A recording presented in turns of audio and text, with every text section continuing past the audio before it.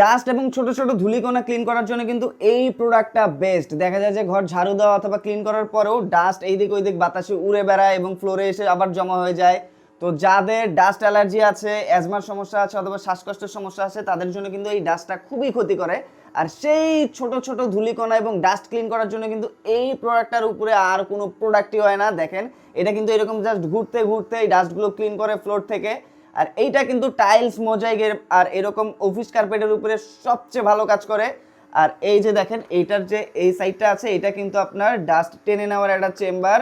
তো এইখান থেকে কিন্তু আপনারা খুব ইজিলি ডাস্ট টেনে নেওয়ার পর ক্লিন করে ফেলতে পারবেন। এটা জাস্ট এভাবে খুলে দেখেন, আমি দেখিয়ে দিচ্ছি। এই যে দেখেন এখানে কিন্তু ডাস্টগুলো এসে জমা হয়, এই জায়গাটা ক্লিন করে কিন্তু আপনারা আবার এটা এইভাবে সেট করে দিতে পারবেন। আর এটা কিন্তু চার্জে চলে, চার্জার একদম বক্সের সাথে দেওয়া থাকে, রিচার্জ করে আবার চালাতে পারবেন। আর এই যে ফোম টাইপ দেখছেন, এরকম কিন্তু প্রোডাক্টের সাথে দেওয়া থাকে, আপনারা চাইলে এটাও ইউজ করতে পারেন এক্সট্রা কিছু ময়লা ক্লিন করার জন্য।